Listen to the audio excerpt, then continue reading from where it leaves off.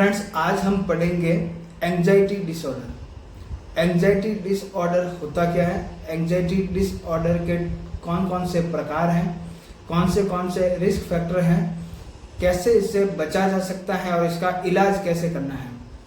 तो मैं डॉक्टर खान स्वागत करता हूं आपके अपने यूट्यूब चैनल हेल्थ कार्ड में। दोस्तों, अभी तक अगर आपने हमारे चैनल को सब्सक्राइब नहीं किया है तो हमारे चैनल को सब्सक्राइब कर दें ताकि आपको हर एक अच्छे और नॉलेज वाले वीडियो की जानकारी सबसे पहले मिल सके। दोस्तों, आज का जो टॉपिक है वो है एंजाइटी डिसऑर्डर। दोस्तों, ऐसी कंडीशन जिसमें इंसान को डर लगे, कोई टेंशन हो, किसी बात की चिंता हो और उसके बाद में उसका मेंटली जो बैलेंस है वो डिस्टर्ब हो जाए और वो उसके डेली की रूटीन एक्टिविटी पे असर करे और उसको डिस्टर्ब करे, इस कंडीशन को हम एंजाइटी डिसऑर्डर कहते हैं। Cause of anxiety disorder. Anxiety disorder के कारण क्या है? एंजाइटी डिसऑर्डर के कारण में स्ट्रेस हो सकता है, आपके फिजिकल या सेक्सुअल हैरेसमेंट हो सकता है, डोमेस्टिक वायलेंस हो सकता है, ओसीडी हो सकता है, पोस्ट ट्रॉमेटिक सिंड्रोम हो सकती है, डिसफंक्शनल सीरोटोनिन हो सकता है, कैफीन और शुगर इंटेक हो सकता है, अल्कोहल ओवरडोज भी हो सकता है, हार्मोन इम्बैलेंस हो सकता है, थायराइड प्रॉब्लम हो सकती है या फिर आपके जो है सोशल कॉज हो सकता है। तो दोस्तों, ये कुछ कारण हो सकते हैं आपके एंजाइटी डिसऑर्डर के। अब दोस्तों, कुछ रिस्क फैक्टर हैं जो आपके एंजाइटी डिसऑर्डर के लिए बहुत ही महत्वपूर्ण है। तो कुछ एक रिस्क फैक्टर की हम बात करेंगे। सबसे फर्स्ट तो ये बीमारी मोस्टली जो होती है फीमेल में होती है, तो बीइंग अ फीमेल ये इसका जो है सबसे बड़ा रिस्क फैक्टर होता है। दूसरा होता है, अगर आपने लाइफ में कभी बच्चे जब थे बचपन में या फिर आप में जवानी में कभी भी आपने स्ट्रेसफुल इवेंट का आपने कभी सामना किया है, जैसे किसी का मर्डर होता हुआ देखा है या फिर आपके साथ में कुछ सेक्सुअल हैरेसमेंट हुआ है, फिजिकल हैरेसमेंट हुआ है, आपको टॉर्चर किया गया है या फिर आपने किसी को टॉर्चर होते हुआ देखा है, अपने रिलेटिव को, आपने अपने मदर और फादर में झगड़ा होते हुए देखा है, तो इस तरीके का जो है स्ट्रेसफुल इवेंट अगर आपकी लाइफ में हुआ है तो वो भी इसका एक रिस्क फैक्टर होता है। तीसरा जो होता है वो आपके होता है, अगर आपके फैमिली में अगर किसी को मेंटल इलनेस है या मेंटल हेल्थ से जूझ रहे हैं तो वो भी आपके जो एक रिस्क फैक्टर का काम करता है। इसके आगे जो होता है, अगर आपके पास जो है लिमिटेड जो है इकोनॉमिक सोर्स हैं और उसकी वजह से आप जूझ रहे हैं, अगर हम सीधे लैंग्वेज में कहें मनी प्रॉब्लम आज के टाइम में ये स्ट्रेस का एक बहुत ही बड़ा कारण होता जा रहा है।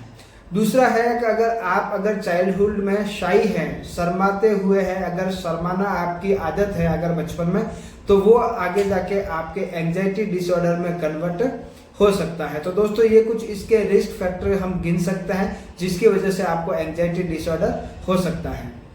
अब दोस्तों, type of anxiety disorder. Anxiety disorder के कौन से प्रकार हैं? तो इसके बहुत सारे प्रकार हैं जो हम यहाँ पे डिस्कस करेंगे। सबसे पहले हम जो डिस्कस करेंगे वो है जनरलाइज एंजाइटी डिसऑर्डर। दोस्तों, GAD इसको हम कहते हैं शॉर्ट फॉर्म में। जनरलाइज एंजाइटी डिसऑर्डर में आपकी डेली के रूटीन के बहुत सारे काम डिस्टर्ब हो जाता है। आप जो है पूरे दिन ड्रॉजी टाइप रहता है, पूरे दिन आप में नींद टाइप लगी रहती है, कुछ भी काम करने की इच्छा नहीं होती है, सोना ही सोना होता है। या फिर आप ऐसा करेंगे कि जैसे ही आप कुछ काम करने जाएंगे तो आपको अचानक से कुछ मेंटली हैवीनेस लगेगी और आप वहां पे बैठ जाएंगे, कुछ भी काम नहीं कर पाएंगे, किसी से सीधे मुंह बात नहीं कर पाएंगे। तो दोस्तों, ये होता है जनरलाइज एंजाइटी डिसऑर्डर, जो एंजाइटी डिसऑर्डर का सबसे फर्स्ट टाइप होता है। Panic disorder. पैनिक डिसऑर्डर में आपको अचानक से सांस में दिक्कत हो सकती है, आपके डिस्निया हो सकते हैं, फॉलिंग ऑफ ब्रीथलेसनेस हो गया, या फिर आपके डिस्पेप्सिया हो सकता है, आपको वॉमिटिंग जैसा लगता है ये हो सकता है, या फिर आप सोते हैं और सोते सोते अचानक से एकदम से उठ जाएंगे, या फिर आपके बैठे बैठे एकदम से सांस में दिक्कत होने लगेगी, चेस्ट में पेन होने लगेगा, आपका यूरिन कई बार ऑब्स्ट्रक्ट हो जाएगा। तो इस तरीके के जो पैनिक अटैक वाले सिम्टम्स हैं वो इसका सेकेंड टाइप होता है एंजाइटी डिसऑर्डर का। तीसरा जो होता है वो होता है स्पेसिफिक फोबिया। स्पेसिफिक फोबिया में जब हम देखने जाए तो किसी भी इंसान को पर्टिकुलर किसी चीज से डर लगता है और उसके हिसाब से उसको एंजाइटी हो जाती है। जैसे हम बहुत सारे लोगों को देखते हैं कि उनको पानी के अंदर कूदने से डर लगता है, बहुत सारे लोगों को ऊंचाई से डर लगता है, हाइट पे जाते हैं तो बहुत सारे जो लोग होते हैं उनको रोड क्रॉस करने में भी डर लगता है। तो ये स्पेसिफिक फोबिया होता है, या फिर किसी इंसान से डर लग रहा है या किसी पर्टिकुलर जानवर से डर लग रहा है, तो स्पेसिफिक फोबिया होता है दोस्तों। ये भी आपके एंजाइटी डिसऑर्डर की कैटेगरी में आता है। चौथा जो होता है दोस्तों आप में सोशल स्ट्रेस या सोशल फोबिया, जिसको हम बोल सकते हैं, सोशल विड्रॉल भी बोल सकते हैं। आपको किसी भी सोसाइटी में या फिर जहाँ पे आपके जो लोग जमा होते हो या लोग मिलके काम करने वाला कोई भी होता है, तो उसमें आप बढ़ चढ़ कर हिस्सा नहीं लेते हैं, आपको वहां जाने में डर लगता है। यानी अगर आपके मोहल्ले में या आपके सोसाइटी में अगर कोई मीटिंग हो रही है और वहां पे आपको कुछ बोलना है तो आप बोल नहीं पाते हैं, हिचकिचाते हैं। या फिर आपको कहीं स्टेज पे जाकर स्पीच देनी हो तो आप स्पीच नहीं दे पाएंगे, आपके हाथ कपकपाएंगे, होठ जो है वो लड़खड़ाएंगे। तो दोस्तों ये जो होता है इसको हम सोशल फोबिया कह सकते हैं या सोशल विड्रॉल कह सकते हैं। ये भी एंजाइटी डिसऑर्डर की कैटेगरी में आता है। पांचवा जो होता है ओसीडी होता है, ऑब्सेसिव कंपल्सिव डिसऑर्डर होता है। ये भी दोस्तों एंजाइटी डिसऑर्डर की कैटेगरी में गिन सकते हैं। छठा जो होता है दोस्तों post traumatic syndrome, post traumatic stress disease जिसको हम बोल सकते हैं। आपने कभी भी ट्रॉमा अपनी लाइफ में फेस किया है जिसकी वजह से आपको स्ट्रेस हो जाता है। जैसे एक एग्जांपल की तरह देखा जाए कि आज के टाइम में इजराइल फिलिस्तीन का युद्ध चल रहा है, उसमें इजराइल जो है वो फिलिस्तीन पे रॉकेट से बमबारी कर रहा है और फिलिस्तीन इजराइल पे कर रहा है। उसमें जो कुछ लोग जो होते हैं, जो जनरल या कॉमन मैन जो होते हैं, उनके बहुत सारे घर तबाह हो जाते हैं, उनके किसी के माँ की डेथ हो जाती है, किसी के बाप की डेथ हो जाती है, किसी का घर टूट जाता है। तो ये जो कंडीशन उन लोगों में गुजर रही है, तो बहुत सारे ऐसे उनमें पेशेंट पैदा हो जाएंगे जिनमें एंजाइटी डिसऑर्डर की कंडीशन पैदा हो जाएगी और इसको ये कुछ कम टाइम तक या फिर कुछ बहुत ही लंबे टाइम तक इस डिजीज को फेस करेंगे। तो दोस्तों ये जो होती है पोस्ट ट्रॉमेटिक सिंड्रोम या फिर पोस्ट ट्रॉमेटिक स्ट्रेस डिजीज हम इसको बोल सकते हैं। सातवां होता है दोस्तों एक्यूट स्ट्रेस डिसऑर्डर या फिर एक्यूट स्ट्रेस रिएक्शन हम इसको बोल सकते हैं। दोस्तों अगर आपके घर में किसी ने आपको बहुत तेज डांट दिया है और कभी डांटते नहीं है, या फिर आपके घर में किसी की डेथ हो गई है, या फिर कोई आपको डरा धमका रहा है, धमकी दे रहा है, उसकी वजह से आप में जो सिम्टम्स पैदा होता है, एकदम से पैनिक अटैक आ जाता है, इसको हम दोस्तों एक्यूट स्ट्रेस डिजीज या फिर एक्यूट स्ट्रेस रिएक्शन कहते हैं। ये भी एंजाइटी डिसऑर्डर की कैटेगरी में आता है। आठवां दोस्तों जो होता है वो होता है अगारोफोबिया। अगारोफोबिया दोस्तों एक डिजीज होती है, एक एंजाइटी डिजीज की कंडीशन होती है जिसमें आपको भीड़ से डर लगता है। आपको भीड़ में जाने में डर लगेगा, भीड़ में जाते ही आपके अंदर एंजाइटी, पल्पिटेशन, धड़कन का बढ़ना और डर लगना, ये सारी चीजें आप में ऑटोमेटिकली एक्टिवेट हो जाएगी। दोस्तों इसको हम अगारोफोबिया कहते हैं, एंजाइटी डिसऑर्डर की कैटेगरी में आता है। नंबर जो होता है वो दोस्तों है सेपरेटिव एंजाइटी डिसऑर्डर। आपको अलग अगर कहीं एकांत में बैठे हैं, अगर आप एक जगह पे बैठे हैं, आपके आसपास में कोई नहीं है, तो आपको वहां पे डर लगने लगेगा, पल्पिटेशन होगी, घबराहट होगी। आप अचानक से वहां से उठ के किसी लोगों के बीच में जाएंगे। आप अगर रात में सो रहे हैं, अकेले सो रहे हैं कमरे में, आपको अचानक से बुरे बुरे ख्याल आएंगे और आपको बहुत ही तेज डर लगेगा, घबराहट होगी, पल्पिटेशन होगा, पसीना आएगा, आप उठ के अचानक से बाहर चले जाएंगे। तो सेपरेटिव एंजाइटी डिसऑर्डर ये भी आपके एंजाइटी डिसऑर्डर की कैटेगरी में आता है। अब दोस्तों sign and symptom of anxiety disorder. Anxiety disorder जब होती है तो आपको क्या क्या साइन एंड सिम्टम देखने को मिलते हैं। दोस्तों इसमें आपके मसल जो है वो टेंस हो जाते हैं, आप में एकदम अचानक से जकड़न आ सकती है, आपका जो मुंह होता है वो ट्विच हो सकता है, लॉक जॉ जो है वो लॉक हो सकता है, आई जो आप कई बार ऊपर घुमा देते हैं, कई बार आपके मुंह से फ्रॉदिंग हो सकता है, पल्पिटेशन हो सकती है, धड़कन बहुत तेज बढ़ी हुई लग सकती है, आपको फॉलिंग ऑफ ब्रीथलेसनेस का संभावना होती है, कई बार आपके सांस में दिक्कत आ सकती है, चेस्ट में टाइटनेस या चेस्ट में पेन हो सकता है। फिर आपका जो अचानक से रिएक्शनरी एक बीपी जो है वो बढ़ जाता है, इसके अगेंस्ट में आपके रिएक्शन के अगेंस्ट में आपका बीपी जो है वो अचानक से बढ़ जाता है।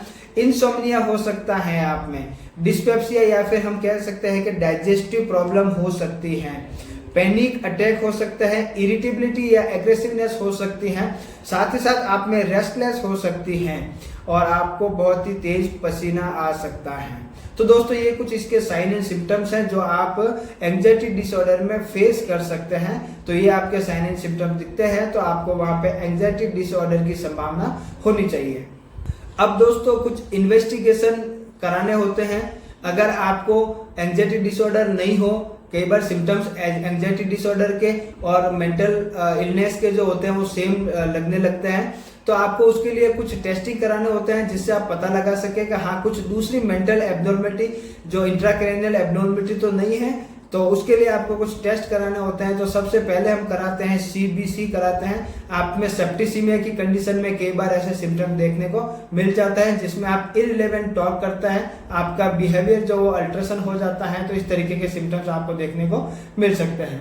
दूसरा आपके सिटी स्कैन करा सकते हैं, हेड का सिटी हेड करा सकते हैं या फिर आपके MRI ब्रेन करा सकते हैं। उसमें क्या होता है कि आपके अगर सेरेब्रल एट्रोफी है, कोई इन्फार्क्ट हो गया है या फिर आप में कोई अगर ब्रेन के अंदर कोई ट्यूमर वगैरह है या फिर कोई लेजन वगैरह है जिसकी वजह से इस तरह के सिम्टम्स आप में देखने को मिल सकता है, तो ऐसी कुछ अगर संभावना है या फिर आप में कुछ NCC वगैरह, न्यूरोसिस्टिक सर्कोसिस की वगैरह, तो अगर इस तरीके की कुछ संभावना है तो वो आपको पता चल जाएगी। इसके लिए आपको सिटी हेड या MRI ब्रेन कराना चाहिए।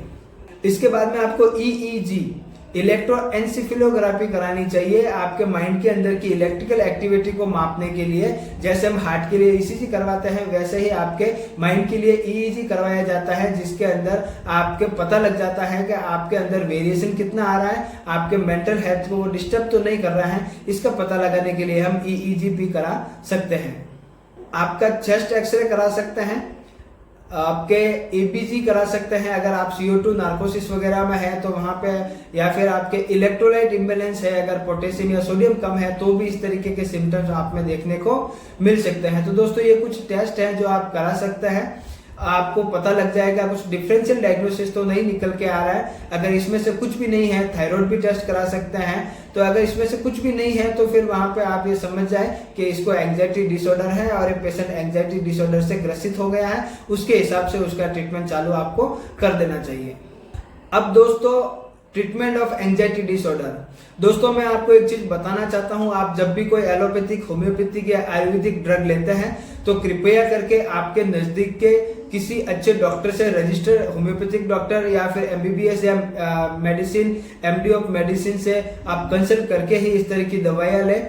या फिर आयुर्वेदिक दवाई लेते हैं तो किसी आयुर्वेदिक डॉक्टर से, रजिस्टर्ड डॉक्टर से आप कंसल्ट करके ये दवाइयां लें, क्योंकि इन दवाइयों के फायदे एक तरफ होता है, नुकसान भी बहुत अच्छे खासे हो जाता है। तो अगर बिना डॉक्टर की सलाह के आप कोई भी दवाई लेते हैं तो आपको उसका नुकसान उठाना पड़ सकता है। आप किसी भी अच्छे फिजिशियन से, किसी भी अच्छे रजिस्टर्ड डॉक्टर से या फिर अपने फैमिली डॉक्टर से सलाह लेके इस तरह की दवाइयां लें। आपको ये सलाह बहुत ही कठोरता से इसका पालन करना चाहिए। और अगर आप दवाई लेने के बाद में अगर इसके कुछ साइड इफेक्ट दिखते हैं तो आपको नजदीकी हॉस्पिटल में तुरंत जाके दिखाना चाहिए ताकि आपको उसका निदान हो सके। अब दोस्तों इसके लिए कुछ एंजाइटी डिसऑर्डर से रिलेटेड ट्रीटमेंट के लिए हम कुछ ड्रग का यूज करते हैं, उसकी हम बात करेंगे। सबसे फर्स्ट लाइन जो ड्रग आता है वो होता है बेंजोडाइजेपिन ग्रुप के ड्रग जो होता है, जिसमें आपके अल्प्राजोलम हो सकता है और आपके क्लोनाजिपाम हो सकता है। अल्प्राजोलम में आपके रेस्टिल नाम से आ जाती है मेडिसिन, ट्राइका नाम से आ जाती है, अल्प्रेक्स नाम से आ जाती है, अलग अलग ब्रांड की मिल जाएगी। क्लोनाजिपाम में जो आपके क्लोनाफिट नाम से आ जाएगी, क्लोनामैक्स नाम से आ जाएगी, तो इस नाम से ब्रांड से मेडिसिन मिल जाएगी। ये आप एंजाइटी डिसऑर्डर में दे सकते हैं, उसको पेशेंट को थोड़ा रिलीफ लगेगा। अब दोस्तों पेशेंट को अगर सेवरल एंटी डिप्रेसेंट देना है तो उसमें सर्टेलिन मेडिसिन दे सकता है। सर्टेलिन 25, 50 और 100 की पोटेंशियम में आती है। ये आपके सर्टिन या सर्टा नाम से मिल जाएगी। इसको आप एंटी डिप्रेसेंट के रूप में दे सकते हैं। इससे भी पेशेंट को बहुत ही अच्छा फायदा मिल जाता है। कई बार आप पेशेंट को देखते हैं जब एंजाइटी होती है तो उसको ट्रेमर की कंडीशन होती है, थ्रोम्बिक हेडेक होता है, कंजेस्टिव हेडेक होता है। ऐसी कंडीशन में हम पेशेंट को बीटा ब्लॉकर दे सकते हैं, प्रोप्रेनोलोल दे सकते हैं पेशेंट को, वो आपके एंजाइटी डिसऑर्डर में बहुत ही अच्छा काम करती हैं। तो दोस्तों ये कुछ मेडिसिन है जो आप जनरली एंजाइटी डिसऑर्डर में ले सकते हैं। अब दोस्तों चलते हैं कुछ होम्योपैथिक मेडिसिन की तरफ। दोस्तों कुछ होम्योपैथिक मेडिसिन है जो आपके एंजाइटी डिसऑर्डर में काम करती है। तो दोस्तों डेफिनेटली मैं कहूंगा होम्योपैथी में बहुत ही अच्छी मेडिसिन है जो आपके एंजाइटी डिसऑर्डर में बहुत ही अच्छे से काम करती है। बहुत ही अच्छी मेडिसिन है, बहुत ही अच्छे सिम्टम्स है, आपके एंजाइटी डिसऑर्डर के बहुत सारे सिम्टम्स जो है वो कवर कर लेती है। तो दोस्तों जब हम होम्योपैथिक मेडिसिन की बात करते हैं तो सबसे फर्स्ट मेडिसिन जो आती है वो होम्योपैथी में अकोनाइट नेपेलेस आती है।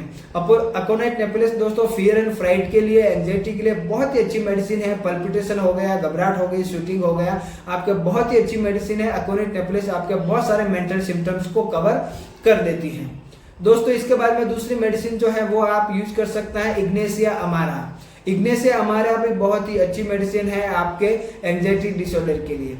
तीसरी मेडिसिन जो है दोस्तों वो आप यूज कर सकते हैं ऑरम मेटेलिकम। ऑरम मेटेलिकम में अगर आप में एंजाइटी डिसऑर्डर है और उसकी सुपीरियरिटी पे वो पहुंच गई है, आप में सुसाइडल टेंडेंसी आ गई है, आप अगर सुसाइड करने की सोच रहे हैं, इस हद तक आप में एंजाइटी अगर हो गई है तो उसके लिए भी आप ऑरम मेटेलिकम यूज कर सकते हैं, आपको उसमें बहुत ही अच्छा फायदा करेगी। चौथी मेडिसिन जो है दोस्तों इसमें होती है कैलियम फॉस्फोरिकम। कैलियम फॉस्फोरिकम बहुत ही अच्छी नर्व टॉनिक है, साथ ही साथ बहुत ही अच्छी मेंटल के लिए आपके सिम्टम्स को कवर करने वाली मेडिसिन होती है। तो ये भी आपके एंजाइटी डिसऑर्डर में बहुत ही अच्छे से वर्क करती है, इसको भी आप यूज कर सकते हैं। पांचवी मेडिसिन जो दोस्तों है वो आप लाइकोपोडियम यूज कर सकते हैं। लाइकोपोडियम भी एंजाइटी डिसऑर्डर में बहुत ही अच्छे से काम करती हैं, बहुत ही अच्छे इसके रिजल्ट देखने को मिल जाता है। तो दोस्तों ये कुछ मेडिसिन है होम्योपैथी की जो आप सिम्टोमेटिकली यूज कर सकते हैं। दोस्तों आप इसके लिए कुछ प्रिवेंटिव मेजर आपको अपनाने होते हैं। आप में अगर एंजाइटी डिसऑर्डर है या फिर आपको लग रहा है कि आप इसके शिकार हो जाएंगे तो कुछ प्रिवेंशन के तौर पे आपको कुछ एक्सरसाइज वगैरह यूज करनी चाहिए। तो इसके लिए कुछ हम प्रिवेंटिव मेजर आपको बताएंगे जो आप अगर यूज करेंगे तो आपके एंजाइटी डिसऑर्डर में बहुत ही अच्छे से रिलीफ मिलेगा और धीरे धीरे करके आपकी ये एंजाइटी जो है वो धीरे धीरे खत्म हो जाएगी। सबसे फर्स्ट तो है आपको एक्सरसाइज करनी होती है। सुबह सुबह आप एक्सरसाइज करिए, थोड़ा सा दौड़िए, भागिए और आप थोड़ा सा रनिंग कीजिए, वॉकिंग करिए, ये आपके एंजाइटी डिसऑर्डर के लिए बहुत ही जरूरी है। दूसरा जो है वो आप मेडिटेशन करिए, योगा कर सकते हैं, आप वर्जिश कर सकते हैं। तीसरा जो है वो आप है रिलैक्सेशन एक्सरसाइज करिए, डीप ब्रीथिंग वगैरह आप कर सकते हैं।